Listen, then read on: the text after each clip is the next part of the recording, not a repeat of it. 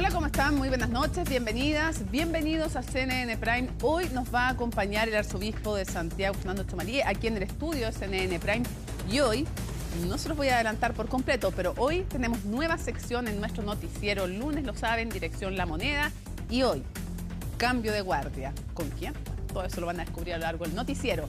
Comenzamos con estos titulares. Preguntas sin responder y los choques entre José Antonio Kast y Janet Jara marcaron el primer debate televisivo en el que participaron los 8 candidatos presidenciales.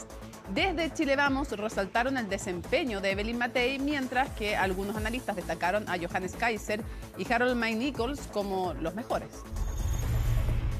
El presidente Gabriel Boric discrepó con el último informe de política monetaria del Banco Central, que advirtió un efecto negativo en la generación de empleo tras el alza del salario mínimo y la ley de 40 horas. Según el mandatario, ese es un elemento totalmente debatible y dijo estar orgulloso de haber subido el piso de las remuneraciones a cerca de 530.000 pesos.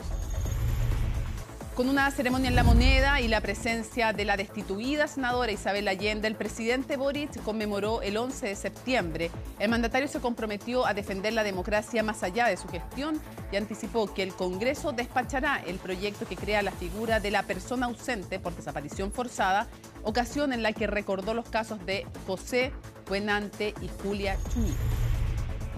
En temas internacionales, a 27 años y 3 meses de prisión fue condenado Jair Bolsonaro por el intento de golpe de Estado de 2022. 4 de los 5 jueces del Supremo Tribunal de Brasil le votaron a favor de la condena del expresidente. Todo esto y mucho más, aquí comienza CNN Prime.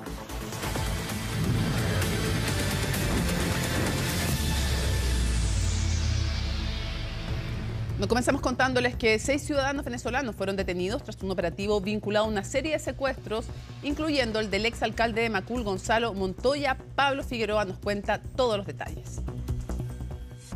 Finalmente, tras un tiempo de investigación, autoridades este jueves informaron sobre la detención de 6 ciudadanos venezolanos tras ser vinculados con los delitos de secuestro extorsivo y otros raptos con homicidio, cuyas víctimas fueron un ciudadano colombiano y otros 2 venezolanos. Los cuerpos de estas 2 víctimas fueron encontrados el pasado 30 de agosto en un sitio en Lampa. Uno de los imputados, de 27 años, está ligado con el Tren de Aragua y fue vinculado con el rapto del ex alcalde de Macul, Gonzalo Montoya. En esta operación policial se logra la detención de 6 personas, todo de nacionalidad venezolana, con ingreso clandestino al país y en condición migratoria irregular. Uno de estos detenidos, por su liderazgo y también por su capacidad y la violencia ejercida sobre sus víctimas, también es investigado en otros 4 delitos de secuestro, incluidos el del exalcalde de Macul, el señor Montoya. Por lo menos este sujeto está situado en el lugar de cautiverio y también el proceso investigativo sigue en curso. No obstante, podría estar ligado también al proceso de extorsión que realizan, ¿cierto?, a su círculo familiar. Justamente la captura de este imputado y su posible vinculación al Tren de Aragua por su liderazgo y su capacidad a la violencia ejercida sobre sus víctimas es uno de los puntos más destacados y que llama la atención de este punto de prensa. La organización se van reestructurando y esto implica muchas veces aplicar disciplina interna. Y en el aplicar disciplina interna está secuestrar y está también asesinar como un mensaje, obviamente, para el resto de los integrantes. Lo que tenemos nosotros establecido hasta ahora es que este es el caso del doble secuestro y que termina con las 2 personas asesinadas, una en el lugar de cautiverio y otra en el mismo lugar, que es en la comuna de Lampa. Sin embargo, el tercer secuestro no está dentro de esta lógica, sino que de la lógica tradicional del secuestro, con la finalidad de lograr el pago de sumas de dinero por la liberación. La investigación revela el trabajo exhaustivo por parte de las policías, los cuales desde la creación del ECO en noviembre de 2023 ya llevan cerca de 200 personas las que han sido formalizadas por su trabajo. Los tiempos de reacción han sido cada vez más oportunos y, en segundo lugar, eso es extremadamente importante para dar la señal de que en nuestro país no existe impunidad. La actuación y los resultados de ECO sirven para demostrar que en nuestro país el secuestro no es ni puede ser un negocio y que esencialmente lo que tenemos son capacidades institucionales cada vez más fortalecidas de reacción oportuna. Además, por la mañana se formalizó la persona que habría participado en el secuestro de la ex autoridad municipal de Macul, Gonzalo Montoya, imputado que quedó en prisión preventiva y con un plazo de investigación de 120 días. Seguimos avanzando y les contamos que el miércoles se produjo un hito bursátil y tecnológico. Las acciones de Oracle, la empresa de servicios y software, llegaron a subir 40% ese día por las expectativas futuras que genera especialmente su desarrollo de inteligencia artificial. Pilar Gutiérrez nos cuenta las razones detrás del alza y cómo impactó en la fortuna de su fundador. Impulsadas por los resultados del segundo trimestre y por millonarios negocios con grandes empresas tecnológicas, las acciones de Oracle se dispararon 40% en un par de horas este miércoles. Y es que la empresa de servicios de software dio cuenta de las buenas perspectivas futuras que tiene. Son contratos ya firmados que muestran realmente la confianza en la estrategia, en la ejecución de la estrategia de Oracle, ¿no?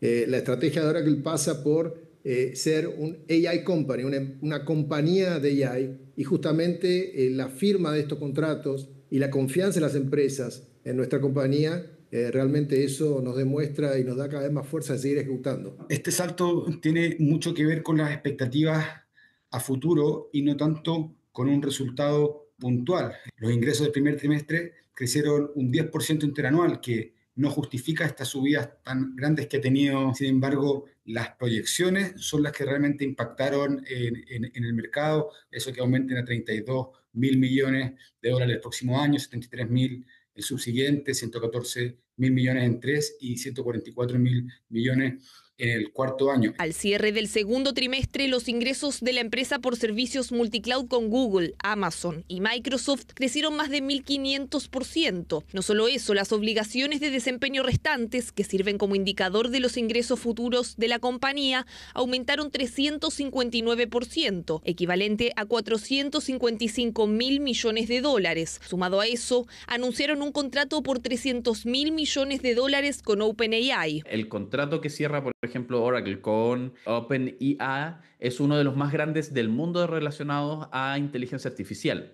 Además, el mercado en general premia a acciones o a empresas que tengan un historial. Oracle es una empresa que ya lleva muchos años en el mercado ligado a la tecnología y que ahora está haciendo un salto cuantitativo en su negocio y en su línea productiva hacia la inteligencia artificial, acoplándose a la tendencia mundial y de la mano con un respaldo que ya traen desde la década de los 90. Y es que el fenómeno de la inteligencia artificial también ha impulsado en la bolsa a otras empresas orientadas a estos temas. El crecimiento explosivo de las acciones de Oracle reflejan cómo la inteligencia artificial está impactando en las compañías. Lo que vemos con Oracle y este fenómeno que se está produciendo es cómo está impactando la economía digital en todo tipo de negocio. Así, el fundador de Oracle, Larry Ellison, superó a Elon Musk como la persona más rica del mundo, con una fortuna que llegó a estar en 393.000 millones de dólares, bastante más que todo el PIB de Chile en un año. Antes de esta subida tan fuerte que estamos teniendo, tuvimos una valorización de capitalización bursátil cercana a los 730.000 millones de dólares,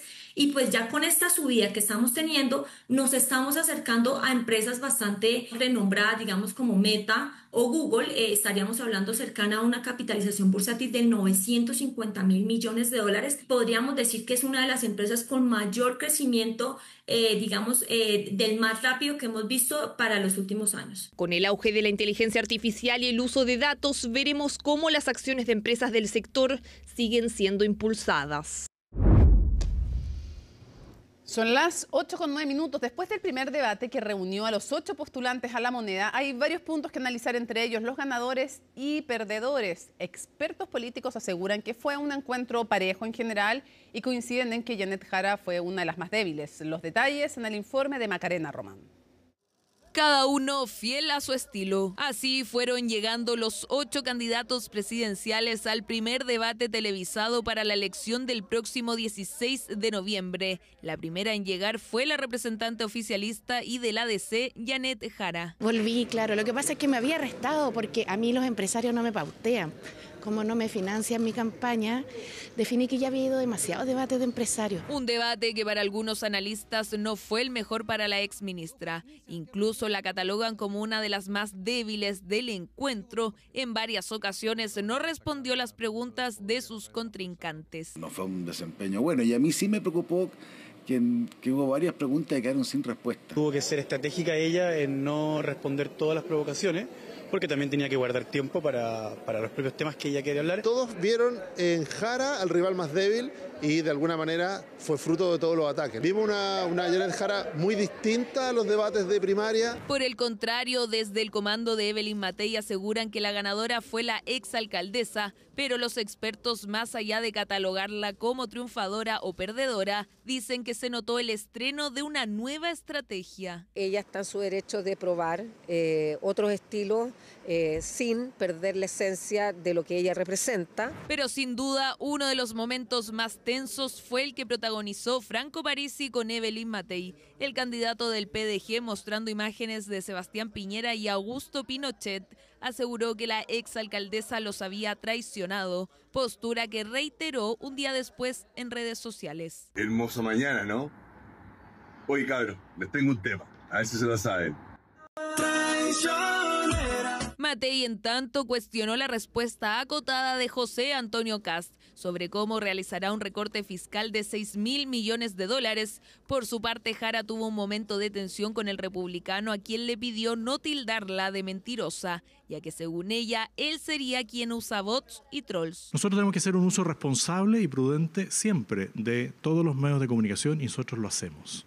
Si ella hace una imputación de ese tipo, claramente no la comparto porque no es verdad. Otros que tuvieron un correcto desempeño según analistas fueron Harold May Nichols y Johannes Kaiser. Con visiones diferentes, los dos habrían cumplido con el desafío. Llevábamos 5 minutos y ya me parece a mí que habían algunos temas que pudieron haber sido un poquito más moderados. Pedí un poco eso. En principio planteamos lo que nosotros queríamos plantear.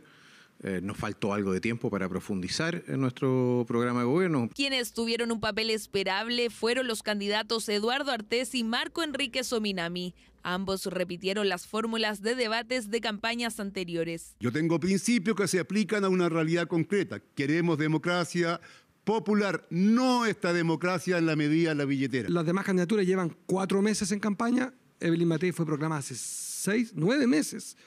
Vengo de muy atrás, tengo clarísimo de lo que nos toca. Cada cual tendrá que sacar sus propias conclusiones, que probablemente comiencen a ser plasmadas durante este fin de semana, cuando se conozcan las encuestas presidenciales. Vamos a ver quiénes suben más, si los que fueron más agresivos, por tanto la gente está en un frame más de agresividad y de dureza, o suben más los que están más en un nivel de conciliación. Decisiones por parte de una ciudadanía que en parte se está informando por redes sociales. Es decir, los videos que se extraen de este tipo de debates también pueden repercutir. Hoy día vi unos videos, pero y anoche igual vi como que estaban debatiendo. Mi primo lo vio, pero no, yo no lo vi. Prefiero informarme yo misma, como por mi cuenta, y yo ahí tomar mis decisiones. Interesante ver cómo discuten sobre los temas. ¿Te ayudó para tomar una decisión o todavía no estás decidido? No, o sea, yo ya tenía pensado antes de eso. Cada uno tomará o ya tomó sus decisiones, a las que sin duda ayudó un primer debate que abre los últimos 2 meses de carrera presidencial marcada por la candidatura de 8 postulantes a la moneda. Lo habíamos conversado y anunciado, es tiempo de renovación en CNN Prime. El lunes es el momento de Dirección La Moneda, en que exploramos lo que está pasando con quienes van en esa dirección, intentan ir al menos, ¿no?, con las campañas presidenciales. Pero quisimos también ver lo que hay detrás del poder en ejercicio, en este caso en el Palacio de la Moneda, y por eso hoy día inauguramos una nueva sección que se llama Cambio de Guardia. ¿Por qué cambio de guardia? Bueno, porque es lo que ocurre todas las jornadas en la moneda. Uno de los actos más clásicos es el cambio de guardia y bueno, cada ciertos años además hay cambio de inquilino o inquilina. Y para eso, ¿quién es el más indicado? Ivo Goich, nuestro reportero estrella de la moneda, pero además conductor de CNN Chile. Ivo, qué gusto inaugurar esta sección Cambio de Guardia contigo. Sí, estoy muy emocionado. Qué bueno que me hayas invitado, Mónica. Estamos un buen espacio para que hablemos. Y para además, porque la idea es explicarle la política a la gente, pero también contarle ciertas cosas que hay detrás del poder y que nadie se entera o no tiene tiempo de saber de aquello, ¿no? Y lo primero que quiero preguntarte, como es un momento post-debate, es ¿cómo está el ambiente en la moneda? Sí, bueno, venimos de la nota de nuestra compañera Macarena Romana, de hacer el análisis de lo que fue el debate de ayer, pero para el candidato oficialista, efectivamente, no parece que no tienen tan buenas sensaciones de lo que fue el día de ayer. ¿Por qué? En la moneda. En la moneda. ¿Por qué? Pude hablar con algunos ahí inquilinos de Palacio y efectivamente encuentran que no fue un buen debate porque se vio una candidata, Mónica, muy dura y que tomó una estrategia confrontacional muy alejado de lo que es ella efectivamente en este tipo de instancias, que ha tratado de promover más encima las propuestas, tratar de salir del barro. Bueno, ella ingresa al barro muy rápidamente, a los 3 minutos ya estaba efectivamente enfrentándose con José Antonio Kast por el tema de los bots y José Antonio Kast pidiéndole a ella que le pidiera disculpas por lo que pasó en este foro de la minería. Sí, claro, en la Universidad Católica.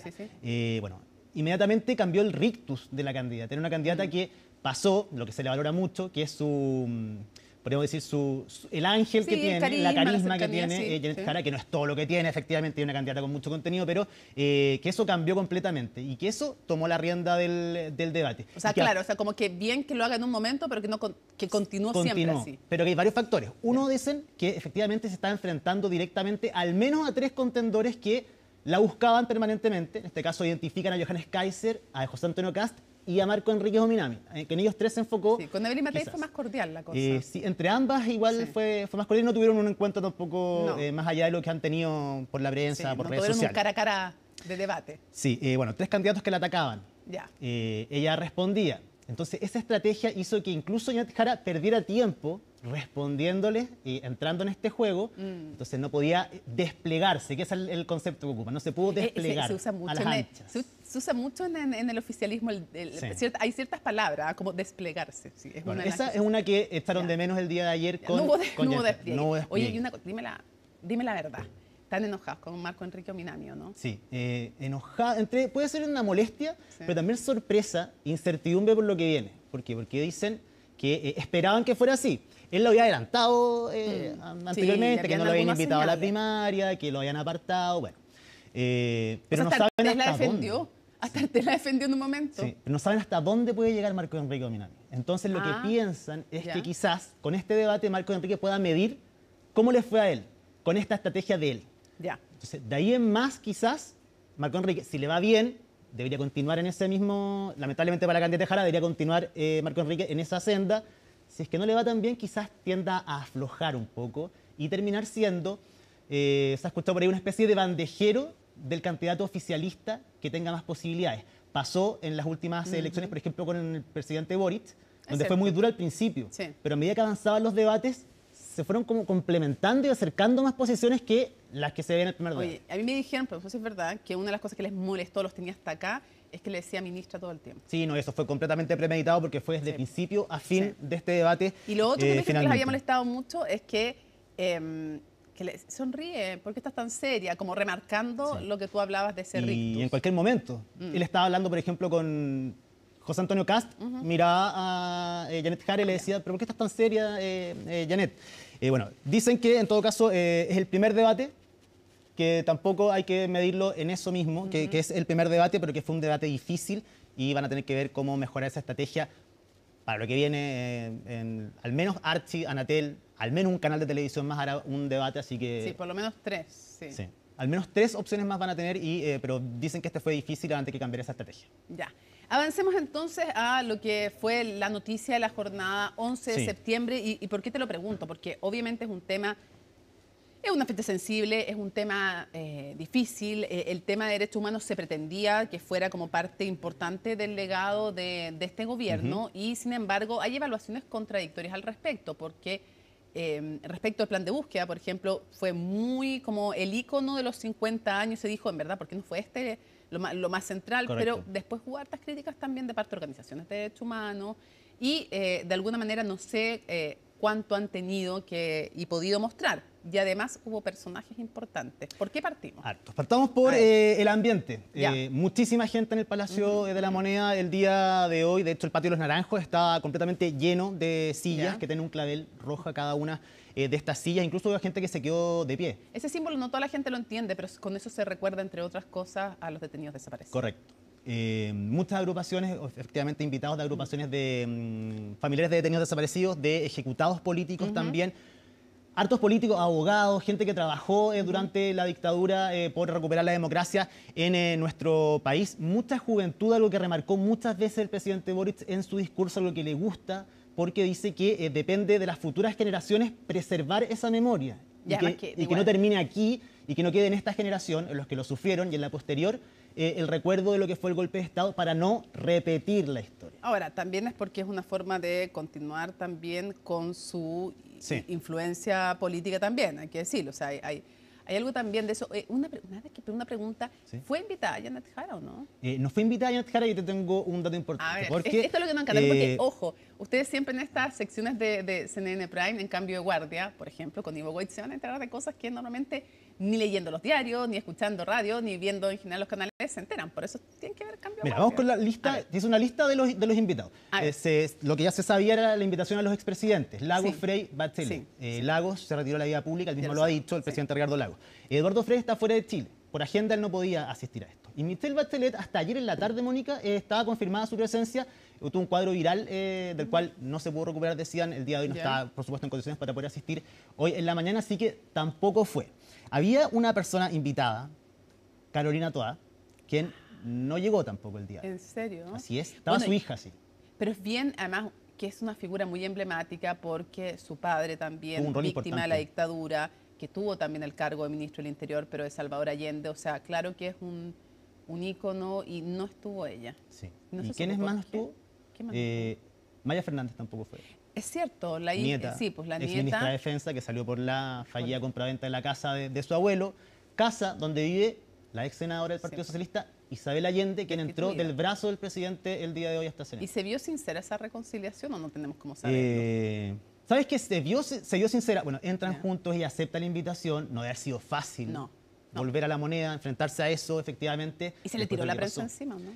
Sí. Nos retaron, de hecho, Mónica, por... ¡Qué raro! Al final de la ceremonia, por tratar de ir a buscarla, conversó con nosotros. Vamos a revisar eso. Mira, ahí está, estamos revisando el momento donde ella trata de salir. Bueno, ahí se ven todos los micrófonos y... Sí, están todos ahí. Esa parte era un cóctel que había para los invitados que había. Entonces la prensa tenía hasta cierto límite, efectivamente, pero estos límites... entenderán que nuestro trabajo no podemos siempre respetar esos límites, efectivamente. Trabajo, Entonces, ahí está la salida de ella. Paró a conversar con nosotros, sí, vamos a revisar eso, pero para terminar con tu pregunta. Sí. Maya Fernández no fue, pero sí tuvo actividades el día de hoy. Por ejemplo, en el cementerio general. Prefirió hacer conmemoraciones más personales y evidentemente no exponerse a lo que era volver al Palacio de la Moneda el día de hoy, porque podía desviar también el foco de la atención, que era la conmemoración. Y tal vez porque ahí tampoco la reconciliación es tan profunda. Creo yo que hay más molestia ahí todavía. Sí, pero ¿sabes qué? Habló muy bien del presidente Boric en una entrevista con Radio Sputnik de Argentina. Hoy en la tarde. Tuvo buenas palabras para el presidente Boric en cuanto a lo que ha sido la agenda de derechos humanos. La valoración que tiene de él personalmente también la explicitó en esa entrevista, quizá ahí acallando un poquito, como tú dices, los rumores de un posible roce y quiebre. Tú me preguntabas por Janet Jara. Sí. Ya. Ella no estaba, ella no estaba invitada efectivamente, pero habían varias autoridades, varios alcaldes, y estaba Fares Jaude, alcalde de Recoleta, quien fue también al cementerio general y se reunió con Maya Fernández y con las juventudes del Partido Socialista que llegaron hasta ahí. Él fue al Palacio de la Moneda. Muy cercano al alcalde Jadwe. Es el sucesor. Fue, y cuando se le pregunta, alcalde, ¿cómo está? Así, yo vengo en representación de Janet Jara. Esa era su presentación. Mira, ¿y qué querrá decir esto? ¿Habrá distanciamiento? Ayer Janet Jara vino con hartos alcaldes. Sí, ahora... Hay un trabajo ahí, nos vamos a enterar luego, yo creo, un trabajo importante de esta reconfiguración de los comandos de los alcaldes oficialistas probablemente, que están asumiendo nuevos roles, pero él decía que venía en representación de Janet Jara. Yo no sé si eso puede ser, porque siempre hay dos posibilidades o más, digamos. Si se tratara de abogados, habrían 5, digamos. Porque donde hay 2 abogados y 5 reinterpretaciones. Pero esto puede ser o un intento de, o una muestra, más que un intento, una muestra de esto y un poco más desligado del alcalde Jadwe, de Daniel Jadwe, y me estoy ligando más a Jara. O puede ser un intento de tal vez ligar la figura de Jadwe a Janet Jara. No lo sé, no sé cuál será las opciones. Sí, pero los alcaldes van a tener un rol importante y en los próximos días vamos a tener noticias con eso del comando de Janet Jara. Ya, otro dato que nos trae también. ¿Tenemos Isabel Allende. ¿Ya? Sí, habló con nosotros un poquito, creo que lo revisemos, Mónica, hoy día de hoy en el Palacio de la Moneda. día de recuerdo, de memoria, de esperanza, de futuro, de justicia, y valoro enormemente lo que ha hecho el presidente en este acto. Nada más. La invitación, esta vuelta a la moneda. Ok, ahí está, breve, todo se entiende en el contexto de lo complicado que fue su destitución. Quiero, antes que vamos a tener más tiempo en otras ocasiones, el estreno solamente de Cambio de Guardia, y siempre tratamos de proyectar lo que viene. ¿Va el presidente a la ONU? ¿Cuál es el objetivo? ¿Y cuánto tiene que ver esto, Ivo, para que la gente también entienda en sus casas, con un intento de proyectar en el ámbito internacional también el legado de alguien que está súper joven y por lo tanto todos dicen que está pensando después en alguna posibilidad de... No hay primera sin segunda, digamos. Sí, se decide en La Moneda que esta era su última conmemoración del 11 de septiembre, ahora, como presidente actual. ¿En serio? La última en esta fase, podríamos decirlo. Bueno, esta es su cuarta ONU. El presidente Boric viaja el 22 de septiembre a Estados Unidos. Va a estar ahí hasta el 25, el 26 por la mañana. Volvemos porque vamos, por supuesto, CNN va a estar ahí siguiendo al presidente de la República, Gabriel Boric, que... Vamos a hacer cambio de guardia desde la ONU.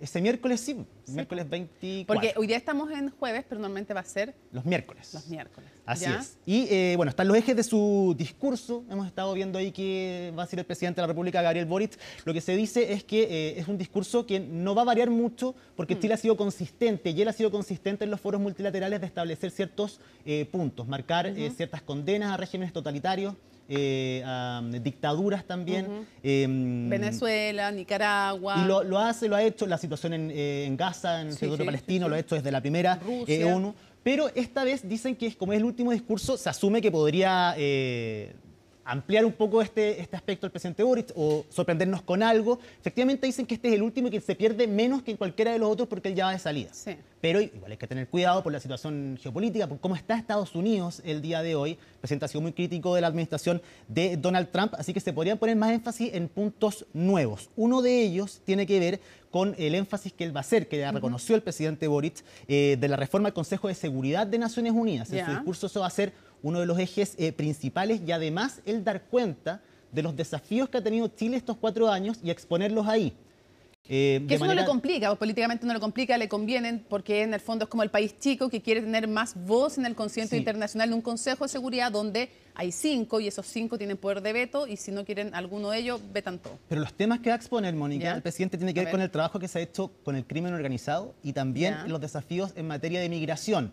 Que si bien se ha hecho un trabajo, los resultados a la vista, bueno, son discutibles, efectivamente son 2 talones de Aquiles, podríamos decir, de esta administración, donde ha tenido que volcar sus esfuerzos, pero el presidente los va a mostrar como estamos trabajando de esta forma, esto es lo que nosotros hemos hecho, a modo de ejemplo quizás también para el resto de los países de la región y también a nivel mundial. Ahora, yo creo, pero bueno, no sé, yo creo que no lo va a hacer, pero algo que podría ser diferenciador es que hablara de Cuba como una dictadura. Que yo creo que no lo va a hacer, entre otras cosas, porque complicaría la candidata oficialista. Y porque creo que en parte todavía de la izquierda hay una cosa de ligación casi emocional con el proceso cubano que les hace muy difícil llegar a decir lo que sí han dicho con claridad en el caso de Venezuela o en el caso de Nicaragua. Pero creo que eso sería diferenciador, aunque lo veo porque sería un tema muy complejo para la candidata. Lo último, otra actividad que tiene la cumbre por la democracia con estos países. Las invitaciones las lleva España y Brasil, que son los países que generaron esto, recordemos, el año pasado, en la pasada Naciones Unidas. Se ha hablado mucho y especulado de qué países van a ir. Aquí poner ojo, dicen, más allá de la cantidad de países que vayan, que puedan aunar voluntades, los nombres de los países van a ser los importantes. Pueden ser pocos, pero muy, muy importantes los países que estén ahí. Y que marquen un espectro amplio político. Esto no es una junta de amigos ni que pensamos todo igual, acá quieren marcar una diferencia. Y esa es la importancia. Más allá del número, es los países específicos que van a haber. Se ha hablado ya de Dinamarca, Australia, Reino Unido, Canadá. Solo con eso, sumado a los que ya hay, efectivamente le da un peso. El año pasado fue Francia. Si tuvieran en Reino Unido sería un golazo. Dicen que ya hablaron con Reino Unido, el presidente Boric ha dicho que ya han entablado conversaciones. Y México y otros países de la región, pero más allá del número, de que sea una cantidad enorme de países, les importa el poder que pueden tener cada uno de estos países. Perfecto. Ivo Goich, entonces, hoy día es una excepción por toda la contingencia, porque ayer era un día de debate presidencial, pero todos los miércoles entonces vamos a tener el mejor análisis de lo que ocurre en el Palacio de la Moneda, ahora y con quien venga en el futuro, digamos, de presidente o presidenta, junto a Ivo Goich, que está todos los días ahí tomando el pulso y explicándonos dándonos ahí las primicias, las papitas. Así que, Ivo, un gusto haberte tenido en Cambio de Guardia aquí en CNN. Próximo miércoles. Próximo miércoles nos vemos. Ya. Pausa y regresamos a CNN Prime. El arzobispo de Santiago, Leonardo Chomalí, va a estar con nosotros aquí en CNN Prime.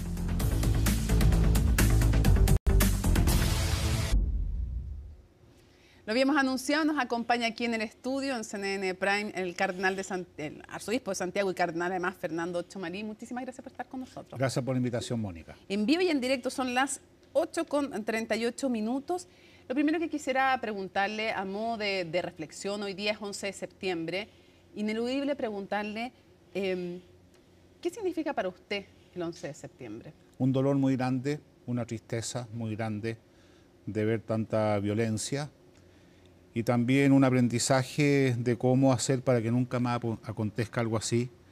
Yo estuve muy cerca de los familiares de detenidos desaparecidos en Concepción, admiro su entereza y creo que hay un deber de justicia respecto de ellos. Hay una deuda importante ahí. Una deuda importante y sobre todo una gran lección que jamás podemos permitir que la violencia sea un método para resolver conflictos. Y creo que eso es algo que tenemos que pensar hoy día seriamente cuando vemos un país muy polarizado, donde hay mucha violencia verbal. La verdad que fueron años muy tristes. Yo tuve la oportunidad de estar con exiliados fuera de Chile y tienen a Chile en su corazón, que escuchan la radio chilena, ven los partidos de fútbol.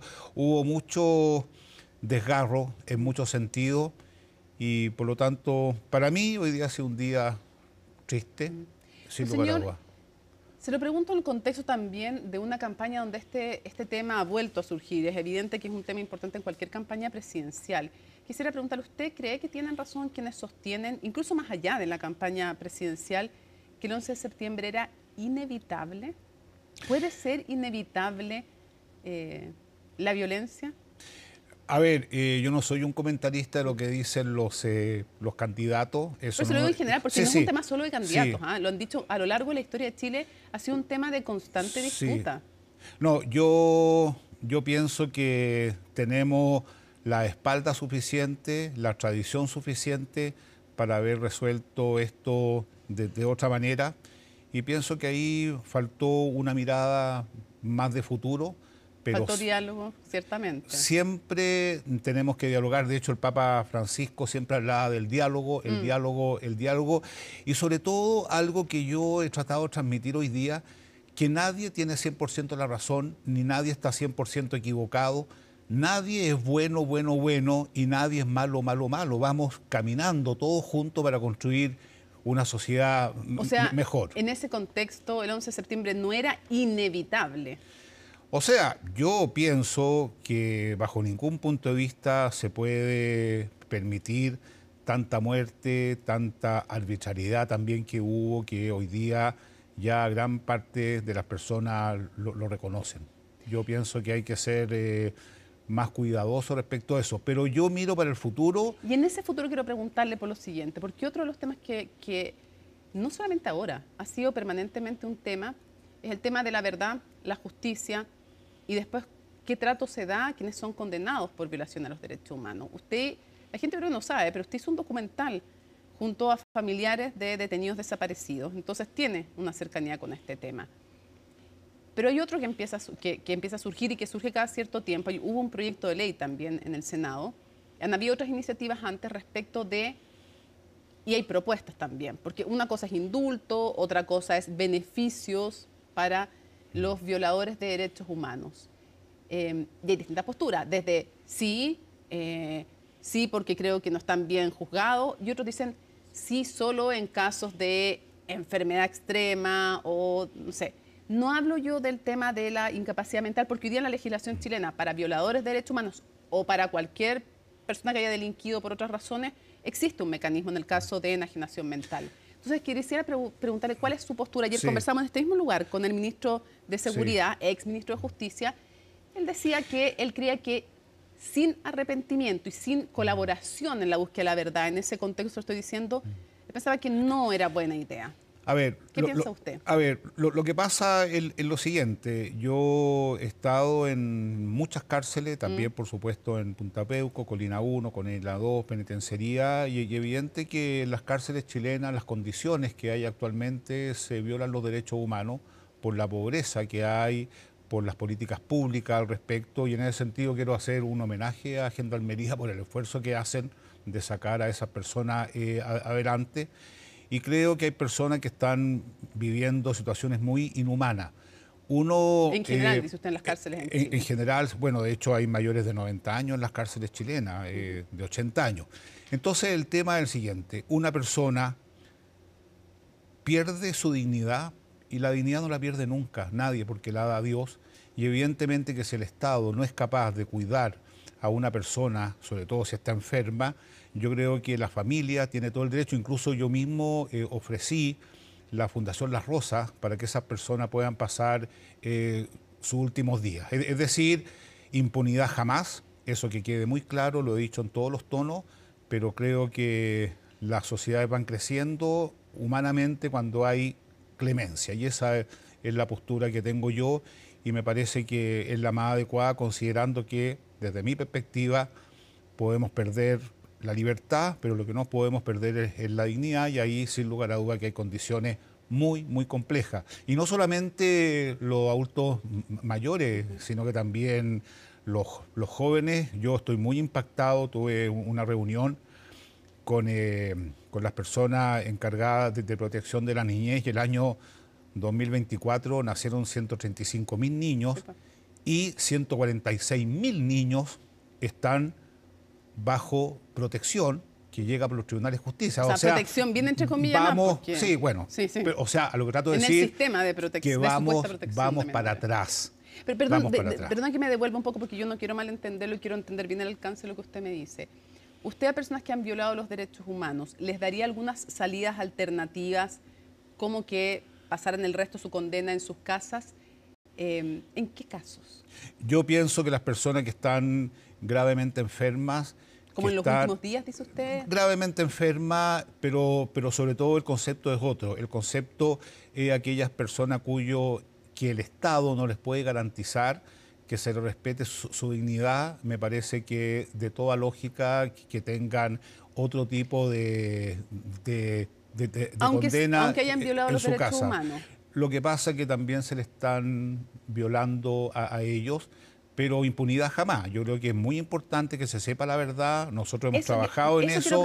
No, eso absolutamente. Es que, monsieur, quiero preguntarle, ¿usted le parece que esto, que es un poco lo que parte de lo que decía ayer el ministro de Seguridad, que apuntaba a eso, a la búsqueda de verdad, ¿cree usted que estos beneficios de alguna manera debieran estar condicionados a que la persona haya entregado información? Bueno, eso lo tienen que determinar los tribunales, en qué medida ellos han entregado información. Por eso, pero debiera ser un tema a considerar. O sea, pero absolutamente. O sea, es decir, no como que el beneficio porque sí, sino que es condicionado. La Iglesia lo que ha pedido reiteradamente es que las personas que tengan información hablen de tal manera de saber dónde están los familiares de detenidos desaparecidos. Eso es una cosa, ese es un punto absolutamente necesario. Pero yo agrego otra mirada. Yo agrego la mirada que hay personas que también se le están violando los derechos humanos, y sin que haya impunidad, que quede muy claro, sí hay un concepto de clemencia que sería posible inducir. Incluso personas que han sufrido esas violaciones están en esa línea, y me parece que puede ser un acto de grandeza humana que también la necesitamos en nuestros días. ¿Consultado con las víctimas? Yo he conversado con algunas... me refiero que habría que en estos casos también consultarle a las víctimas. Bueno, de hecho es un tema que se ha conversado, por ejemplo, en varias instancias. Yo con las personas con las cuales quedé humanamente muy vinculado, por eso que hicimos ese documental, lo hemos conversado. Yo sé que no es fácil, y evidentemente yo pido una vez más que si alguien tiene alguna información, de tal manera que podamos saber dónde están aquellas personas, que por favor lo hagan. Le van a hacer un bien inmenso no solamente a los familiares, sino que le van a hacer un bien inmenso a la sociedad, porque una sociedad que no es capaz de reconocer su verdad difícilmente se va a poder reconciliar como todos quisiéramos. Pero quiero llevarlo a otro tema porque hay que mirarlo desde un punto de vista más amplio. Pero vuelvo al tema inicial. Jamás podemos tolerar y tenemos que trabajar mucho para que no haya un golpe de Estado ni tantas muertes que se han vivido y que nos sigue doliendo como chilenos. Quiero llevarle a otro tema, no se nos van a quedar mucho en el tintero, pero evidentemente que en la noticia ha estado el tema de la eutanasia. Usted ha calificado la eutanasia como un acto de violencia y una aberración médica. Quisiera preguntarle cómo ve usted el hecho de que se avance en este aspecto y por qué una persona adulta, estamos hablando de adultos en este caso, no estamos hablando de menores de edad, una persona adulta y en uso de sus facultades, tampoco estamos hablando de que otra persona decida por una tercera. Porque una persona adulta en uso de sus facultades no pudiera decidir cuándo morir cuando enfrente una enfermedad que no tenga posibilidad de calmar el dolor. Ya. A ver, dos cosas. En primer lugar, efectivamente, la eutanasia que aquí se define en el proyecto de ley como una asistencia médica, ya médica es curioso, para morir, la administración por parte de un profesional de la salud de una sustancia a una persona que la haya requerido y que cause su muerte. O sea, hay una acción de una persona que le causa la muerte a otra. Pero porque la otra la pide. Bueno, no es que lo que pasa que ese es el tema, porque el ethos de la medicina es justamente sanar y curar. A mí me plantea mucho el tema de la eutanasia, pero yo lo quiero plantear en un tema mucho más amplio y es bueno que me escuchen. ¿En qué sentido? En Chile hay ensañamiento terapéutico, es decir, no es necesario todas las terapias habidas y por haber. Yo pienso en mi misma mamá, por ejemplo, que sufrió horrorosamente con un cáncer y evidentemente que muchas cosas que se le hicieron fueron innecesarias. Le agravaron su dolor, el tiempo, etcétera, absolutamente innecesaria. Y desde ese punto de vista pudo haber fallecido antes, de manera tranquila y serena, y los dolores que tenían eran horribles y no había la medicina que hay hoy día. Por otro lado, las personas que tienen cuidados paliativos adecuados, y eso lo muestran los paliativistas, que se sienten queridos, amados, etcétera, cuidados, ni se les ocurre terminar con su vida. ¿Por qué? Porque vivir está en el ethos del instinto de sobrevivencia. Lo que pasa es lo siguiente, estos son temas de países occidentales, ¿ya?, donde no hay capacidad de cuidar a los más débiles. Si ese es el tema de fondo. Y por otro lado, si nosotros decimos que la autonomía es un valor absoluto, eso habría que aplicarlo siempre y bajo todas las condiciones, y el Estado tendría que tener a alguien dispuesto a que esa persona cumpla con su autonomía. La autonomía tiene que ver con el bien de la persona y nunca va a ser un bien cuando está amada, cuando está cuidada, que es tarea de la sociedad. Lo que pasa es que estamos en una sociedad fría, indolente, que no cuida a los más débiles. Eso se ve como una alternativa última, pero yo nunca voy a poder estar de acuerdo porque para mí es un fracaso de la sociedad que una persona no se sienta parte de la comunidad y pida la muerte. Ahora, para mí es el tema hago de el fondo. punto que quienes están a favor de este proyecto dicen, aún cuidado, aún con todos los cuidados paliativos, alguien pudiera querer morir, ¿por qué no? Pero quiero ya la otra cosa que es importante también, o sea, hago el punto que nos gusta poner todos los puntos de vista sobre la mesa. ¿Es coherente con los principios católicos de un parlamentario católico votar a favor de la eutanasia o no? Porque hay toda una discusión también al respecto y unos dicen sí, porque este es un país laico, entonces aunque yo sea parlamentario católico, tengo que votar como si fuera un parlamentario laico, en el sentido de que tengo que dar garantías a todos, a los que creen en esos principios y a los que no. Entonces, por eso le pregunto, desde su perspectiva, ¿es coherente que un parlamentario católico apoye un proyecto de eutanasia?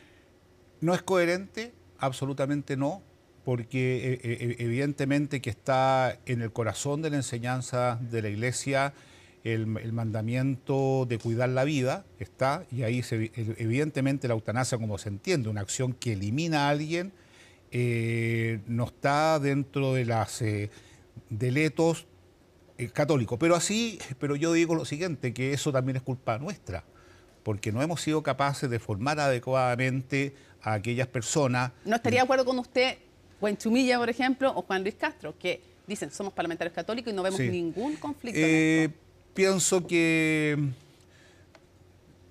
están equivocados y yo se lo he dicho, yo sé que eso lo viven con mucha contradicción, pero un católico debería siempre trabajar por el respeto de la vida humana y sobre todo si es débil. Ojo, pues aquí estamos hablando de las personas más débiles. Y lo otro que es muy aconsejable es mirar lo que pasa en muchas partes del mundo donde las personas están abandonadas, absolutamente abandonadas, están solas y constituye prácticamente la vida para ellos un peso. Y una sociedad donde para alguien la vida es un peso, es una sociedad que ha fracasado, y eso es justamente Occidente. Esto hay que entenderlo en un contexto mucho más amplio, porque ¿sabes una cosa?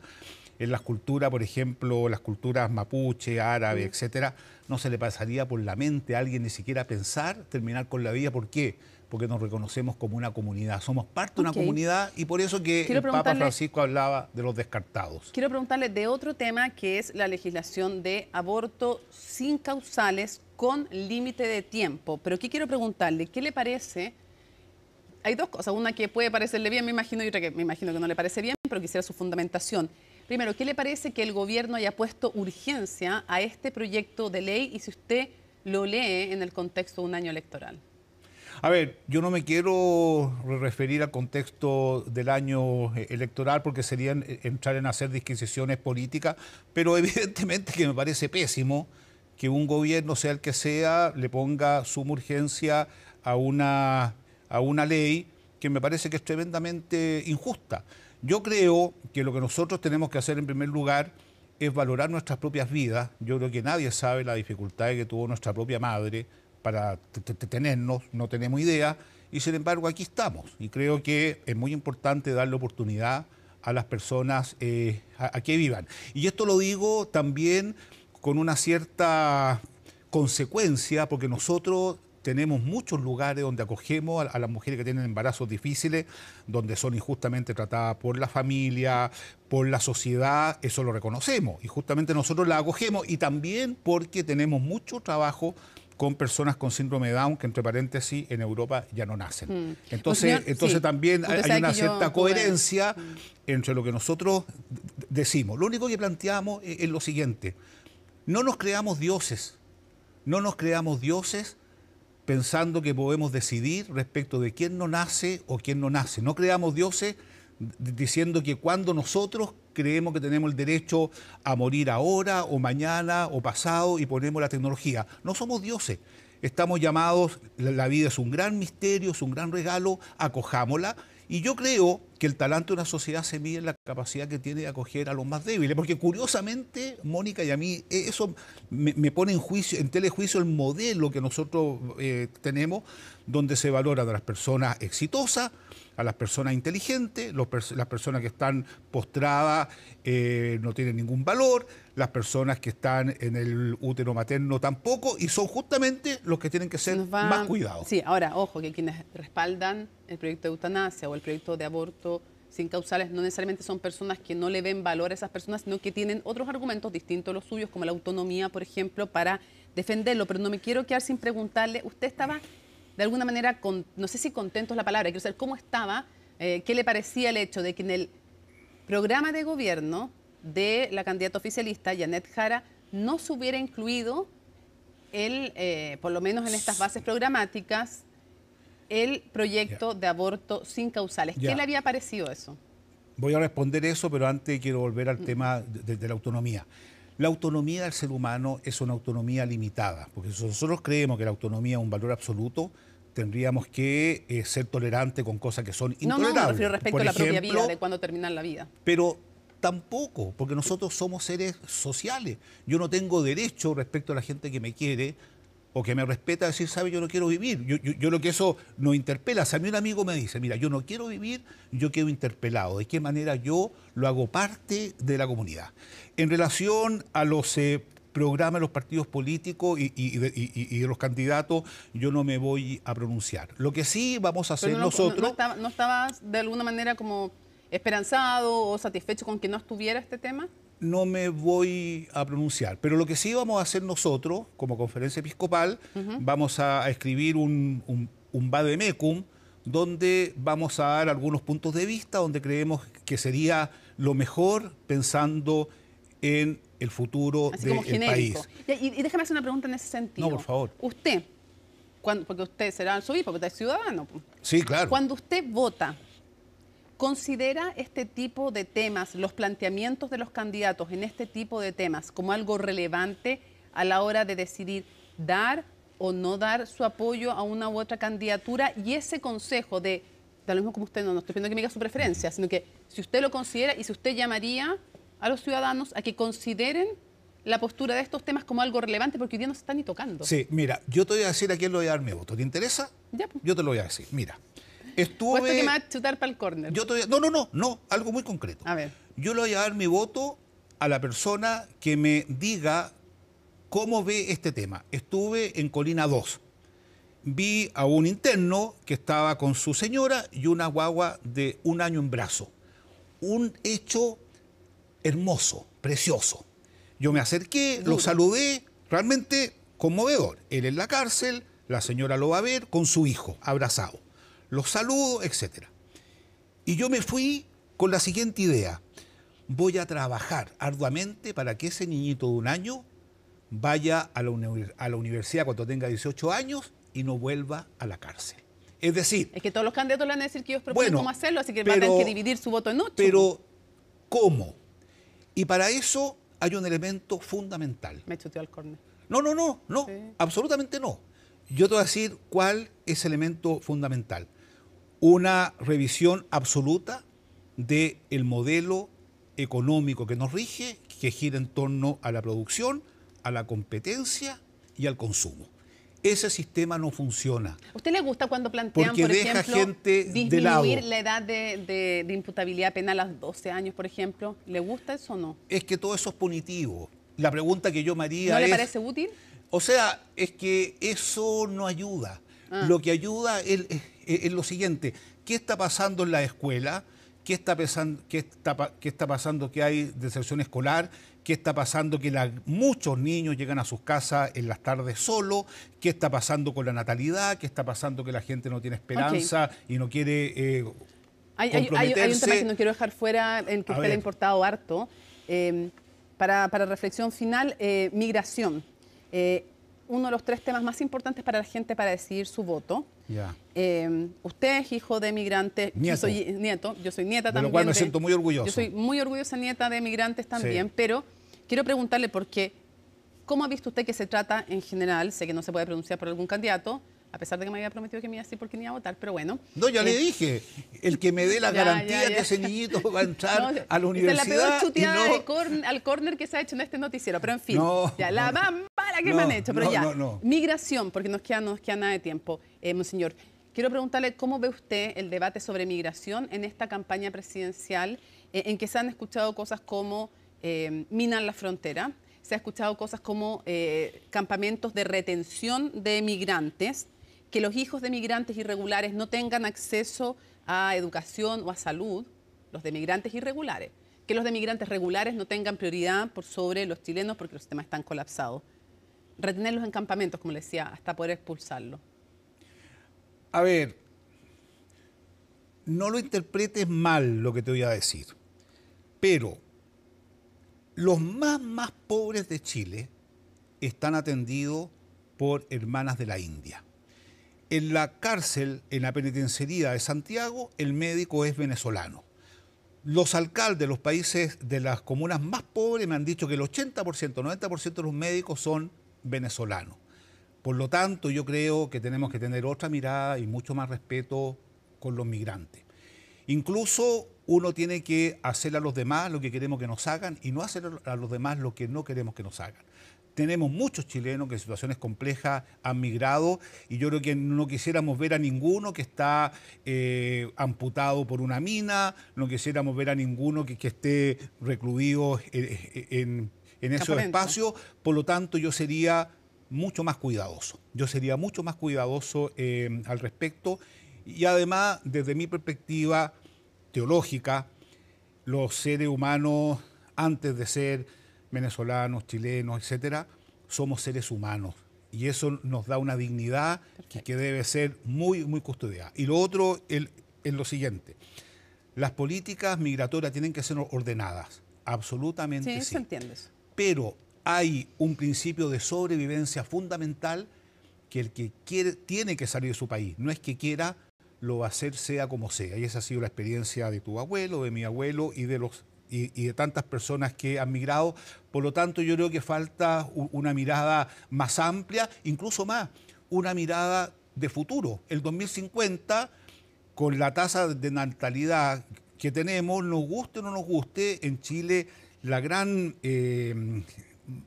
gente, digamos, que va a estar promoviendo el país van a ser hijos o nietos de migrantes, como lo ha sido Eran Media hasta ahora. Y en el pasado. Fernando Chamalí, arzobispo de Santiago, quiero agradecerle muchísimo que nos haya acompañado en CNN Prime aquí en vivo y en directo. Gracias. Muchísimas gracias. Muchas gracias. Buenas noches. Gracias. Bueno, cifras, acusaciones, emplazamientos y un manejo de datos fueron algunos de los elementos que se tomaron en el primer debate presidencial televisado. Pero ¿cuáles enunciados son verdaderos y cuáles falsos? Parte de ello en el análisis del siguiente informe de Miguel Ángel Araya. Con el paso del primer debate presidencial transmitido en televisión abierta, no es raro que comiencen dudas en la ciudadanía respecto a la veracidad de los datos utilizados por los candidatos. Para eso, a continuación podrá revisar los principales fact-check enfocados en la precisión de los abanderados que estarán en la papeleta el próximo 16 de noviembre. Ahora, ministra del Trabajo. Mire, yo voté por este gobierno, pero tampoco voy a dejar pasar porque hay mucha gente viendo este programa. Usted fue ministra del Empleo. Y el desempleo aumentó y usted lo que está haciendo no es prudencia, es renuncia. ¿Aumentó el desempleo durante el gobierno del presidente Gabriel Boric? Según cifras del Instituto Nacional de Estadísticas, hasta abril de este año se contabilizaban 5.117.929 personas con contrato de trabajo, que al compararse con febrero del 2022, justo antes de comenzar el mandato, se observa una baja de 91.827 empleos formales, que se traduce en una caída del 1,8%, por lo que el enunciado de Marco Enrique Sominami es verdadero. Ojalá le hubiesen aumentado el presupuesto a las fiscalías y no disminuido, como lo hizo el ministro que ya no está. ¿Se le redujo el presupuesto al Ministerio Público durante esta administración? ¿Es correcta esa frase? No, no es correcta. ¿Se le disminuyó el presupuesto al Ministerio Público? No se disminuyó el presupuesto al Ministerio Público y de hecho es más. El Tribunal Constitucional acaba de realizar el control de legalidad y nosotros estamos prontos a promulgar una de las reformas más importantes para combatir el crimen organizado, como es la creación de la Fiscalía Supraterritorial. De modo que la información dada por el candidato José Antonio Kast es falsa. La única manera de sacar a Maduro del poder es a través de la fuerza, dado que se niega a retirarse por las buenas. Ha viciado completamente el sistema democrático, persigue a sus opositores, los tortura, ha ejecutado a decenas de miles de personas, han habido ejecuciones extrajudiciales.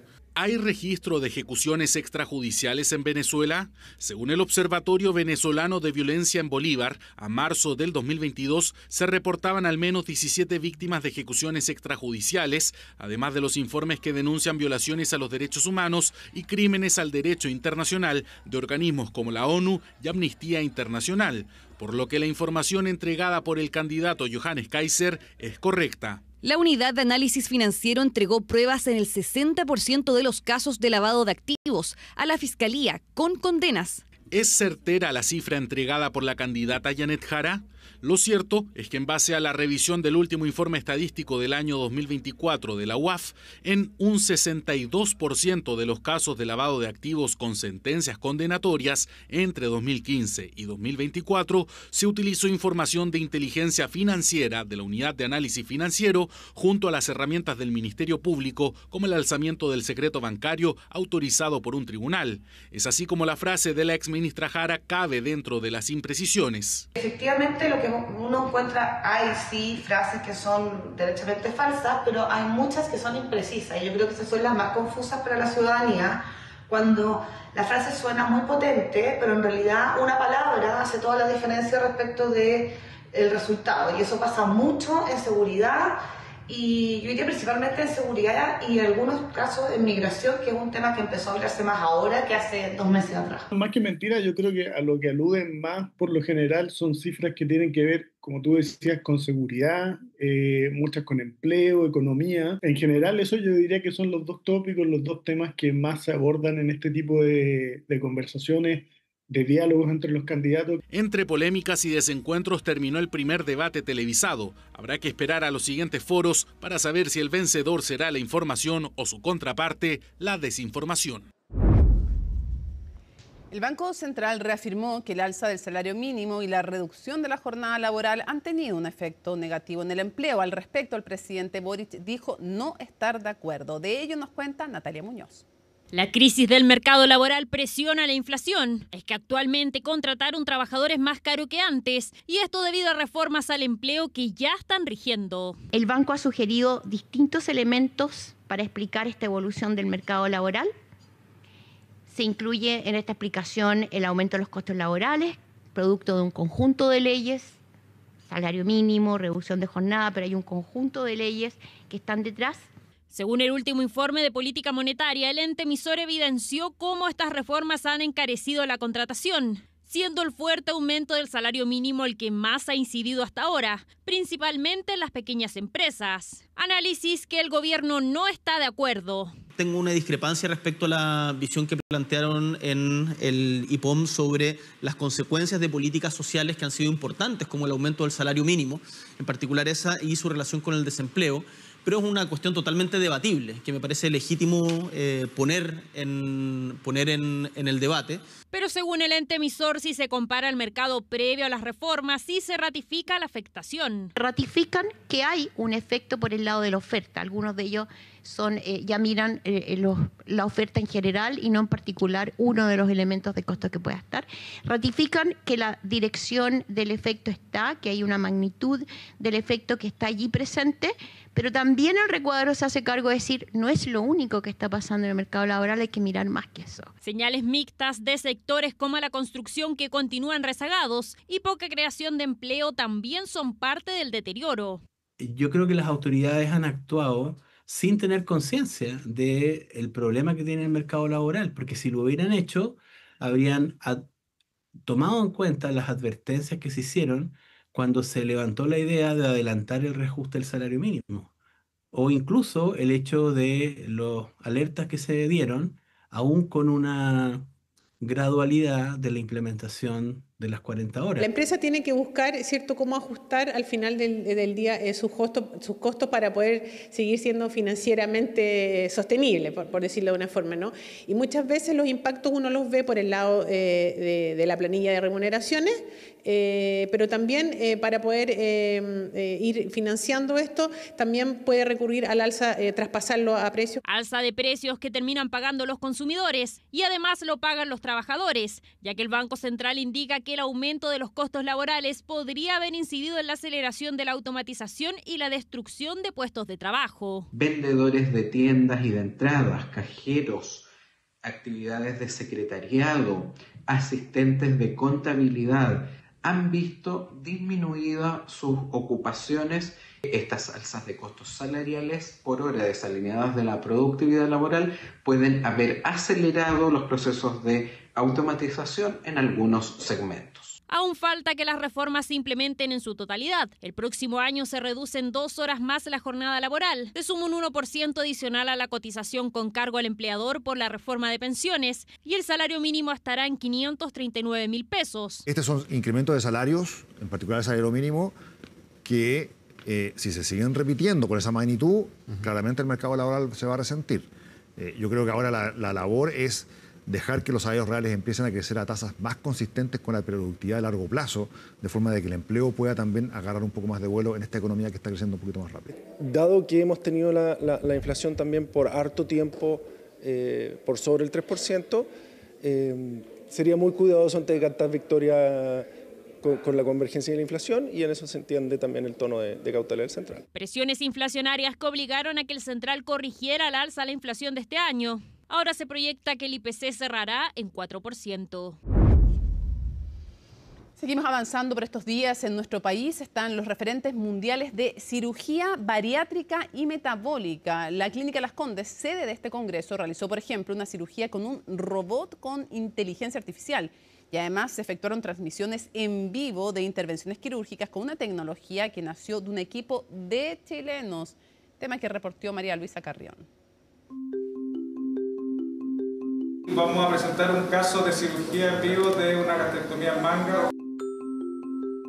Esta es la primera en el mundo, por eso es tan importante, y está ocurriendo acá, en Santiago de Chile. Primero voy a hacer una visión externa, no sé si lo están mostrando. Pioneros, líderes, orgullo, parte de los conceptos que circulaban en medio de estos pabellones. Y no es para menos. En nuestro país, en la Clínica Las Condes, se realizó la primera cirugía del mundo asistida por un robot con inteligencia artificial. Esto como parte del Congreso Mundial de la Federación Internacional de Cirugía de la Obesidad y los Trastornos Metabólicos. Además, se llevaron a cabo intervenciones con transmisión en vivo, con técnicas innovadoras que para muchos marcan una verdadera revolución. ¿De qué estamos hablando? De cirugías magnéticas con un robot basado en esta tecnología. La principal diferencia es que es una cirugía menos invasiva, es como lo menos invasivo que existe hoy día, porque tú haces la cirugía con menos corte y a ti lo que te molesta en la cirugía son los cortecitos que haces en la pared abdominal para hacer el procedimiento. Entonces esto maximiza los beneficios de la cirugía mini-invasiva. Los pacientes se recuperan antes, tienen menos dolor, se van a su casa antes y tienen menos marcas permanentes de la cirugía. Hace 10 años el doctor Rodríguez inició este camino. Hace 4 el robot comenzó a tomar forma y hace 1 obtuvo la aprobación de la FDA de Estados Unidos. Hoy en Chile solo hay 2 centros con esta tecnología, uno de ellos la Clínica Las Condes. Los beneficios son muchos. Los cirujanos pueden realizar intervenciones sin la necesidad de otro especialista y para los pacientes solo buenas noticias, menos dolor y una cirugía aún más eficiente. La tecnología en cirugía es tremendamente importante y está avanzando muy rápido y para nosotros también es un privilegio poder estar en un país donde se fomenta la innovación y la tecnología. Nuestro grupo también quirúrgico es innovadores en cirugía digestiva y en cirugía bariátrica y metabólica. Que la clínica esté liderando esto es tremendamente importante y nuestra sociedad de bariátrica también apoya todo el uso de nuevas tecnologías. Nuevas tecnologías que han tenido un avance progresivo y que hoy están en proceso de incorporar aún más a la inteligencia artificial.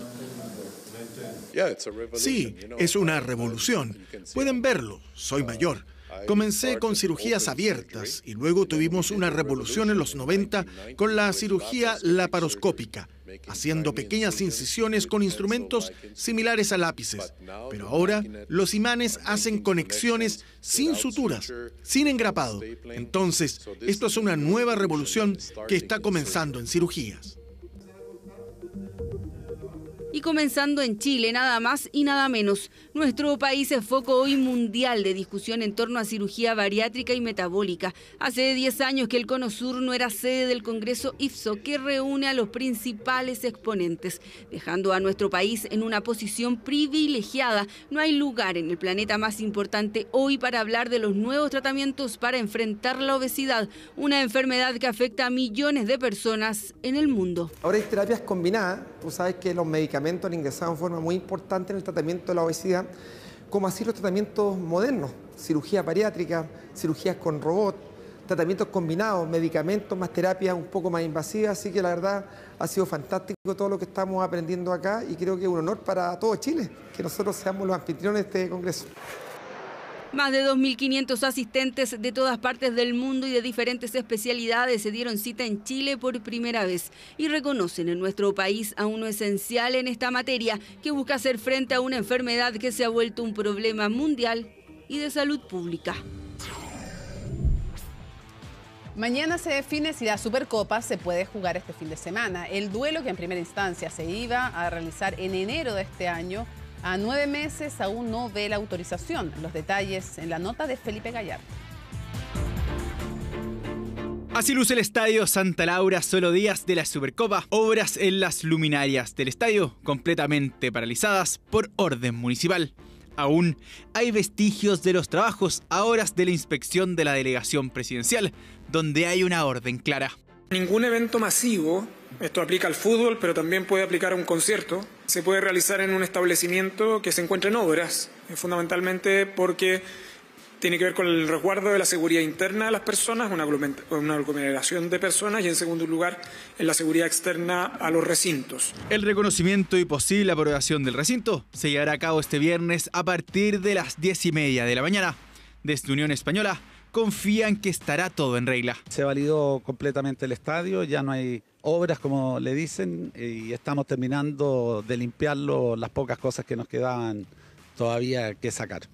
Todo puede pasar en una Supercopa que cuenta con menos de la mitad del estadio vendido a raíz de las medidas de seguridad, las cuales no dejan conforme a los vecinos del sector. En otras oportunidades y en otros tipos de partidos también se ha delimitado cierto tipo de personas, pero sin embargo igual entran personas que no deberían entrar al estadio. Si tú te das cuenta, cercano al Santa Laura, por Guanaco, venden chicha, están las pipas de Einstein, 14 de septiembre, fiestas patrias, hoy van a cerrar ese local. Y claro, uno de los locales más tradicionales en épocas 18eras, el restaurante Las Pipas de Einstein, interpuso un recurso de protección en contra de la ANFP para que el duelo no se juegue, dado que si se autoriza no podrán vender alcohol el día del partido. Nosotros tenemos muchas reservas para el día domingo, reservas que están hechas con antelación, más de un mes, antes de que supiéramos que estaba el partido en esta fecha. Y la gente claramente que venga para acá y que tú le digas no le puedo vender alcohol porque tenemos una restricción, qué sé yo, claramente económicamente nos afecta demasiado. Aunque desde la ANFP incluso citaron a los medios de comunicación a la tradicional conferencia de capitanes. Los clubes ya están decididos en jugar la Supercopa. Yo tengo entendido que sí. Ya. ¿Y usted quiere jugarlo? Es una competencia. Ya. Un lindo desafío, ¿no? Es un clásico rival.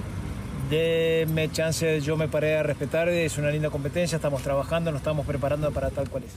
Jugada 8 meses después de su primera programación. Semanas de reuniones de autoridades, riesgo de postergación, hasta recurso de amparo. Realización de la Supercopa que refleja el estado del fútbol chileno. Hola, ¿cómo están? Muy buenas noches. Partimos Conexión Global en CNN Prime y hacemos rápidamente la conexión con Brasil. 27 años y 3 meses de prisión para Jair Bolsonaro. Se confirmó entonces la condena contra el expresidente brasileño por este intento de golpe de Estado. Se esperaba que mañana iba a conocerse entonces la sentencia para el exmandatario brasileño. Sin embargo, todos los jueces, los 5 jueces de este caso, emitieron su voto y decidieron entonces adelantar la condena de Jair Bolsonaro. 4 de ellos votaron a favor entonces de condenar al exmandatario, que vemos en imágenes está en prisión domiciliaria hasta ahora, previo a conocerse entonces esta sentencia. Se le acusa entonces a Bolsonaro, se le declara culpable más bien, de intentar anular las elecciones del año 2022 mediante un complot que incluía planes para asesinar al presidente Luis Ignacio Lula da Silva, y también incluyen este asalto a la Plaza de los Tres Poderes que ocurrió el 8 de enero de 2023, donde manifestantes que apoyaban a Bolsonaro entonces destruyeron edificios públicos entonces en este intento de golpe de Estado. Son 5 delitos que se le declara culpable a Bolsonaro, entre ellos intento de golpe de Estado e intentar abolir el orden democrático por la fuerza. 27 años de cárcel y 3 meses todavía tiene que decidir el tribunal dónde debería cumplir Bolsonaro esta sentencia. Escuchemos lo que dijo el juez Alexandre de Moraes entonces cuando confirma esta sentencia en contra del exmandatario. El acusado, Jair Mesías Bolsonaro, fue condenado por la mayoría de los delitos aquí tipificados como líder de una organización criminal armada, además de intento de abolición violenta del Estado Democrático de Derecho, golpe de Estado, daños calificados por violencia y amenaza grave contra el patrimonio de la Unión, daños considerables a la víctima y deterioro del patrimonio declarado. Fijo la pena definitiva para el acusado Jair Mesías Bolsonaro en 27 años y 3 meses, de los cuales 24 años y 9 meses son de prisión y 2 años y 6 meses de detención, además de 124 días de multa. Solo uno de los jueces votó por declarar inocente a Jair Bolsonaro, pero entonces se logró la mayoría para condenarlo y declararlo culpable. Todavía Jair Bolsonaro podría apelar a esta sentencia y en ese caso la Corte revisaría algunos de los puntos contradictorios. Si es que entonces se confirma esta sentencia, solo le quedaría apelar a cortes internacionales. Esto también ha llegado a Estados Unidos. No hay que olvidar que Donald Trump impuso aranceles de un 50% a Brasil, según dijo, por esta cacería de brujas que se estaba realizando en contra de Jair Bolsonaro. Se le preguntó a Donald Trump por esto, dijo que está sorprendido y el secretario de Estado, Marco Rubio, dijo que el país va a responder de acuerdo entonces a esta decisión de la Corte Suprema. Escuchemos lo que dijo el presidente Donald Trump. Bueno, vi ese juicio, lo conozco bastante bien. Es un líder extranjero, es un buen presidente de Brasil y creo que fue un buen presidente. Y es muy sorprendente que eso pudiera pasar. Es muy parecido a lo que intentaron hacer conmigo, pero no se salieron con la suya. Pero siempre puedo decir esto, lo conocí como presidente de Brasil. Era un buen hombre y no veo que eso suceda. Hacemos la conexión ahora precisamente con Estados Unidos. Sigue la búsqueda del atacante de este activista Charlie Kirk, que ayer entonces fue asesinado en un campus universitario. El FBI liberó estas imágenes donde se ve entonces al presunto sospechoso y ofrece una recompensa de $100.000 millones de dólares por cualquier dato entonces que dé con el paradero de este sospechoso. ¿Qué ha pasado hasta ahora y cómo ha reaccionado el presidente Donald Trump respecto de este asesinato? Lo vemos en el informe de Laura Soto.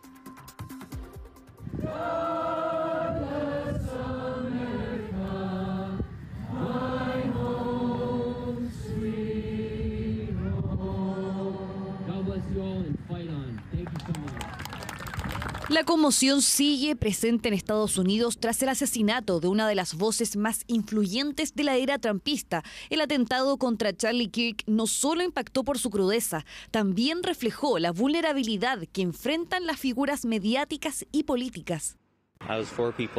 Estaba 4 personas delante de Charlie Kirk. Charlie Kirk era uno de mis grandes héroes, lo admiraba mucho. Era un modelo a seguir. Es un modelo a seguir para mí. Estamos en Estados Unidos, donde la gente habla de libertad de expresión y de problemas reales. Y que uno de nuestros mejores portavoces, estés de acuerdo con él o no, sea asesinado en una universidad, eso es terrible. La investigación para dar con el asesino siguió adelante este jueves. El FBI publicó por primera vez fotos de una persona de interés, sin confirmar directamente si corresponde al presunto atacante, quien, según las autoridades, parece tener edad universitaria y se integró bien en el campus. Tras el tiroteo pudimos rastrear sus movimientos mientras se dirigía al otro lado del edificio, saltaba y huía del campus hacia un barrio. Nuestros investigadores han investigado esos vecindarios, contactando a todos los que han podido con timbres, cámaras y testigos. Tenemos buenas imágenes de video de este individuo. No las publicaremos por el momento. Estamos trabajando en tecnologías y métodos para identificarlo. Los investigadores también encontraron un rifle de cerrojo de alta potencia, un tipo de arma que se usa ampliamente para cazar. Se cree que el sospechoso usó ese fusil para matar a Kirk.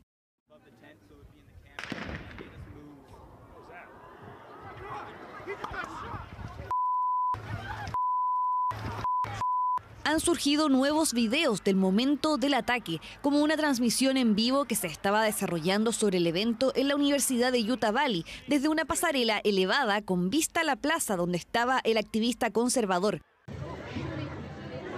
Otro video muestra lo que parece ser una figura arriba del techo de uno de los edificios del campus. Precisamente las autoridades dicen creer que el atacante disparó desde un tejado en altura, cerca del lugar del evento.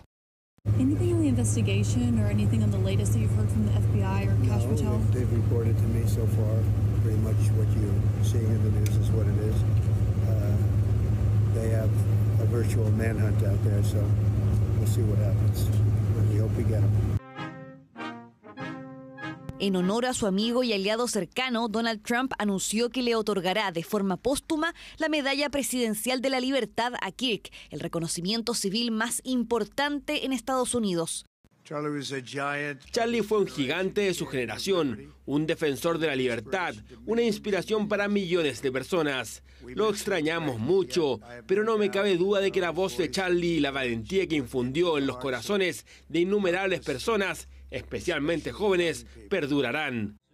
El vicepresidente J.D. Vance y su esposa llegaron la tarde de este jueves a Utah para recuperar los restos de Charlie Kirk, mientras que a 24 horas del atentado aún no hay ningún sospechoso bajo custodia.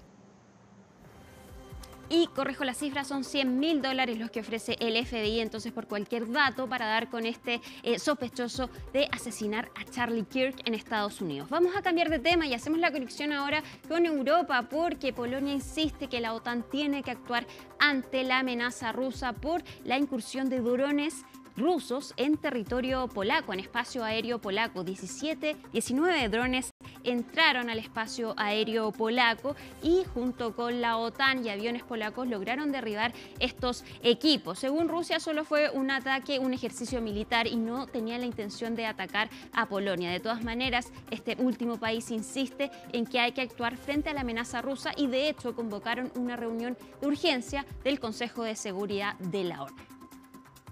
Y vamos a terminar como siempre con un recomendado, esta vez un podcast, El Hilo Podcast, con su último episodio respecto de Jair Bolsonaro. Hablan con una enviada especial de El País en Brasil, quien explica entonces cómo Jair Bolsonaro llega a la justicia a ser acusado y qué implica una condena entonces en su contra para la justicia brasileña. Un capítulo de 36 minutos en español. Oye, buenísima la recomendación, súper interesante. Esta nueva sección, ustedes ahí la ven en pantalla. Hemos estrenado 3 secciones ya en esta semana. Dirección La Moneda los lunes. Todos los días el recomendado de Conexión Global. Y hoy día estrenamos también Cambio de Guardia con Ivo Boit. Entretenidísimo. Sí, pues estamos tratando de profundizar en los contextos con tanta información que tenemos, tratando de profundizar, explicar y proyectar con nuevas secciones en CNN Prime, como la de Alicia, contra nuestra editorial internacional. Nos vamos despidiendo, pues, Alicia, nos vamos despidiendo, así es que hoy día es día jueves, así es que es día de Aquí se debate, nos reencontramos, me voy corriendo para eso ahora mismo, pero terminamos como siempre diciéndoles, esta vez jueves 11 de septiembre, así estuvo nuestro país y el mundo, somos CNN Chile, buenas noches.